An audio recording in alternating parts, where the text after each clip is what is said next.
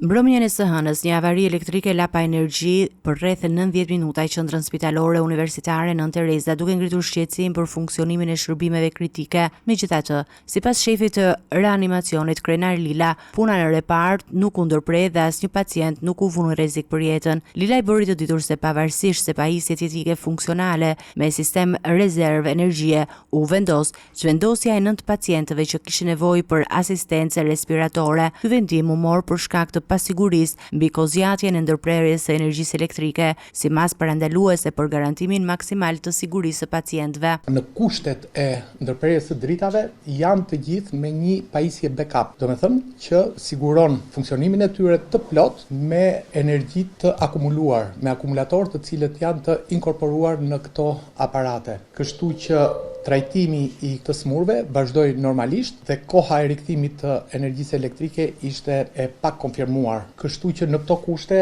për të shmangur rënien apo mos funksionimin e njëkohshëm të disa aparateve respirator, vendosëm kalimin e të smurve në godinën tjetër të spitalit apo në njësinë e terapisë intensive të spitalit ngjitur. Në lidhje me vdekjen e të burgosurit Mihal Mërkuri në reanimacionin e kirurgjisë, Lila i theksoi se gjendja e tij shëndetësore ishte tejet e rënduar që në momentin e mbritjes në spital. Ai sqaroi se ndarja nga jeta e pacientit nuk ka asnjë lidhje me ndërprerjen e energjisë elektrike, duke përjashtuar çdo ndikim të avarisë në këtë rast.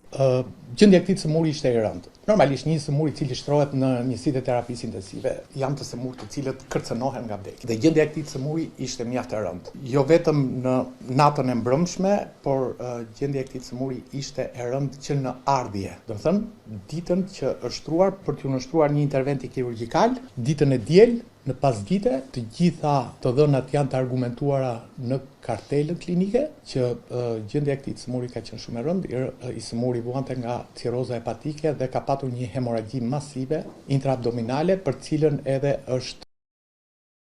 Mërkuri ishte ekstraduar nga Greqia në 20 qershor 2023, pas arrestimit për trafik të lëndëve narkotike ku gjatë kapjes së tij u sekuestruan 214 kg kanabis sativa së bashku me shtetasin Panajot Demaj. Pas ekstradimit me 15 shkurt 2025, ai u transferua nga burgu i Korçës drejt burgut të Burrelit. Ai ishte në kërkim ndërkombëtar për vrasje të betur në tentativë të biznesmenit Vendim Bejko. Ngjarja e ndodhur në Saran në nëntor të vitit 2000, pas disa vitesh në arratje, arrestimi i tij në Greqi dhe ekstradimi në Shqipëri shënoi përfundimin e një periudhe të gjatë arratje dhe hetimesh ndërkombëtare.